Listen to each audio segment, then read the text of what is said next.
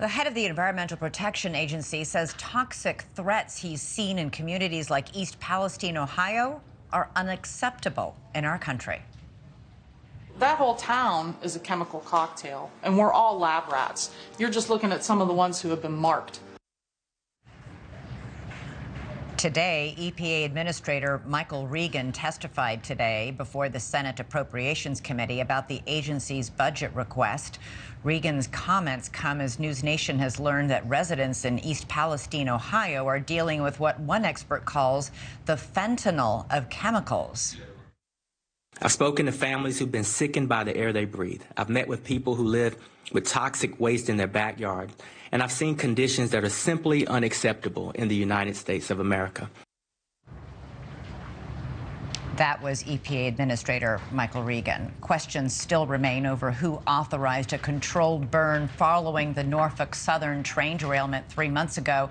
NewsNation investigative correspondent Rich McHugh is on the ground tonight in East Palestine, Ohio. Hey, Rich. Hey, Elizabeth, the big lingering question here in this toxic disaster is who ordered the controlled release, the slow burn of the vinyl chloride into the atmosphere here? Norfolk Southern says it was a decision made with Ohio officials and the EPA. The EPA says they were not consulted, and this was a decision that they did not sign off on. Now, we're learning more on who drove this decision.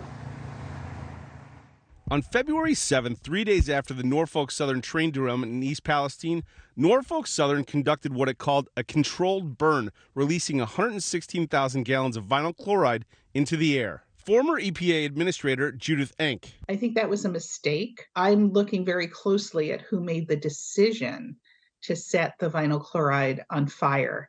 I think that decision will be a major factor in the lives of many communities in Pennsylvania and Ohio, not just East Palestine. On February 14th, Ohio Governor Mike DeWine said he was among those involved in the decision. We then made the decision to go ahead with the second option, which was the controlled release. But on March 9th, Norfolk Southern CEO Alan Shaw told Congress this. That decision was made by unified command under the direction of the incident commander.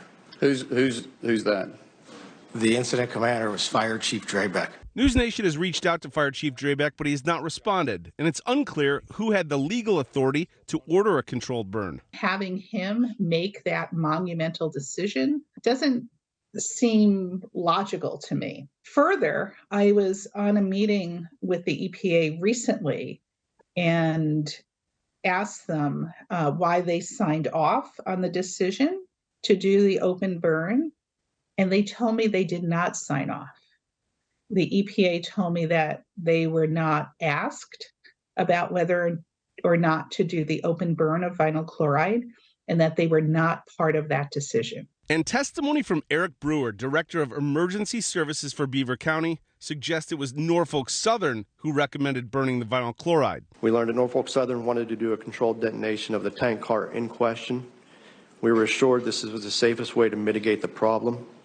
During one of those planning meetings, we learned from Norfolk Southern that they now wanted to do the controlled detonation on 5 of the tank cars rather than just the one. This changed the entire plan, as it would now impact a much larger area. In a statement to NewsNation, Norfolk Southern writes, Norfolk Southern alerted Incident Command of the potential for a catastrophic explosion and advised the controlled release as the safest option. The final decision to execute that plan was made Monday morning by the incident commander after discussions and consultation with Governor DeWine, Governor Shapiro, Ohio state agencies, Pennsylvania state agencies, the U.S. EPA, us, and of course those local first responders. Now, I've spoken with the EPA, and we are expecting a statement from them. But to reiterate, the EPA says they were not consulted and that they did not sign off on this. The big question is why. Thank you for watching. Go to newsnationnow.com to find NewsNation on your television provider. And don't forget to click the red subscribe button below to get more of NewsNation's fact-driven, unbiased coverage.